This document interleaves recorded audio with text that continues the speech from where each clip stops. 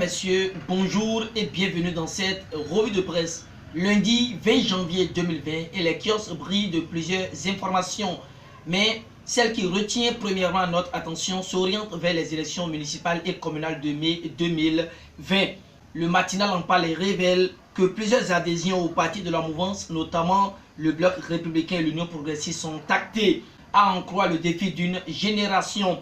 C'était le week-end écoulé que les militants du parti Force Kori.Bénin émergent, FCBE, les artisans d'Agara et l'ancien maire de Zobodomé, Zéphérin Keyaoundé, ont rallié l'Union progressiste et le Bloc républicain. La mouvance présidentielle a le vent en poupe, ajoute le matinal. Plus précis, le Béninois libéré confie que Kenyaoundé Domingo et 9 arrondissements de Banté rallient le Bloc républicain grâce à Serge Oubourou, Khéroumé Adambi et Abdoulaye Bio Tchané. Talon en roue libre pour la présidentielle de 2021, écrit Matin Libre. Pendant ce temps, le Soleil Bénin faut faire remarquer que la digue USL de Sébastien Germain à Javon s'écroule de façon inquiétante. Le journal de Hervé Aladé en veut pour preuve la fuite par centaines de ses militants dans l'anonymat total. Mis à part cette révélation, le Soleil Bénin Info confie à nouveau que les cadres et autres personnalités de l'Union sociale libérale font leur valise et à Javon se retrouve de plus en plus seul avec sa coquille vide, évoque le potentiel. Or, Nyonofun galvanise les militants Union progressiste pour les municipales de la 15e circonscription électorale, évoque Matin Libre. La dépêche pointe du doigt la situation qui prévaut avec Sébastien Germain à Javon lors de son anniversaire et voit que tout est noyé pendant que l'homme est en exil il y a 2 ans. Image à l'appui, la dépêche nous abreuve de la chronique de Constant Sizogan. Tu ne marcheras jamais seul. Voilà le thème de la chronique est mentionné par la dépêche. Cascade de démission pour l'un des partis à l'Assemblée nationale.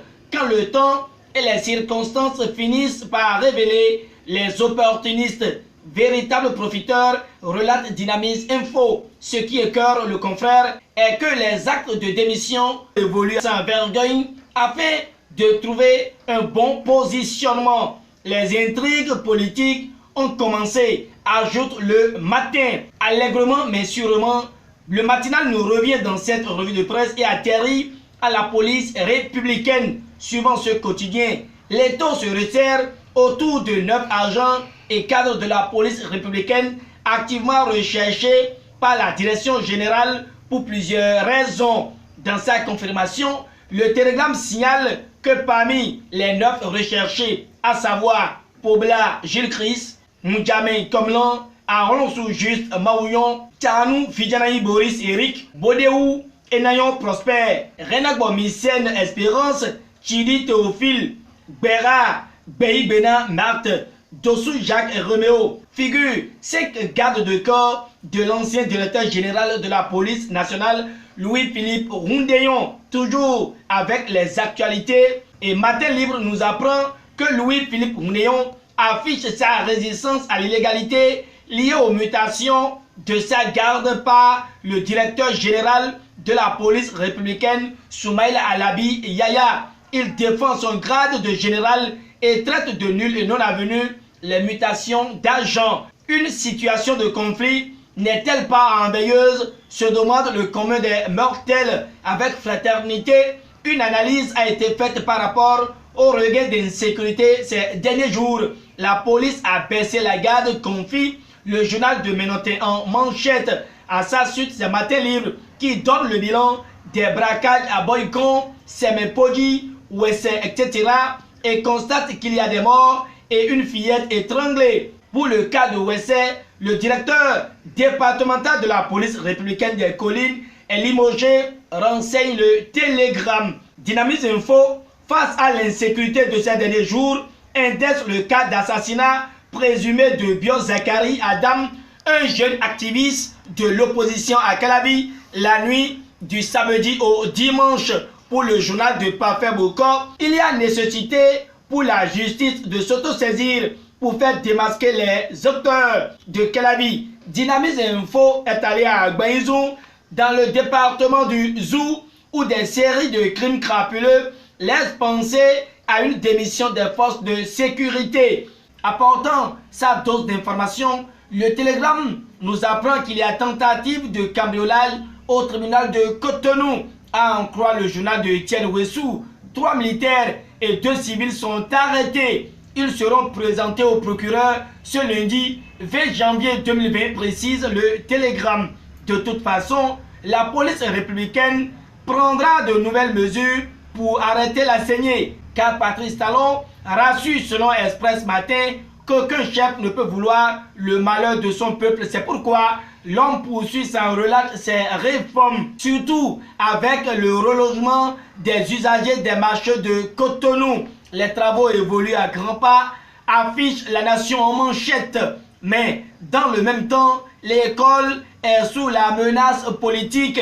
Un acte que fustige Matin Libre, observant les mouvements des enseignants pour le nouveau départ. Tant que Ethiopian Airlines fonctionnera, des journalistes et responsables d'agences feront des voyages. Ici, c'est celui effectué sur Éthiopie qui préoccupe Matin Libre. L'autre actualité, c'est avec Dynamise Info. Et selon ce canard, le successeur de Patrice Talon se révèle et rassure. Le journal de Parfait Boko livre les ambitions de Daniel Eda pour 2021. Au Togo, la présidentielle de 2020 se précise et Agbeyome Kojo suscite l'adhésion populaire d'après le Soleil Bénin Info. Le même journal opine par rapport à la fermeture des frontières du Bénin par le Nigeria et déclare que Buhari s'en mêle les pinceaux. Réel motif de la fermeture des frontières rappelé par Buhari. Dynamise Info en fait car il se demande si la requête à la Cour constitutionnelle est désormais sans effet. Toujours avec Dynamise Info, l'animation de la vie politique et l'exercice de la fonction parlementaire est pleinement assurée par certains politiques. C'est le cas de l'honorable Gérard Benochi, vu selon le journal de Parfait Boko comme l'acteur de la mouvance qui ne penche que l'intérêt du pays. Santé pour finir, et Matin Libre nous parle de la lombalgie et les difficultés sexuelles liées à cette maladie. Peut-être c'est elle qui a conduit un enseignant à violer une fillette de 10 ans soulevée par le Soleil Bénin Info. Tout est bien qui finit bien. Merci de nous avoir suivis pour ce premier rendez-vous de la semaine. Au revoir et à demain pour d'autres actualités.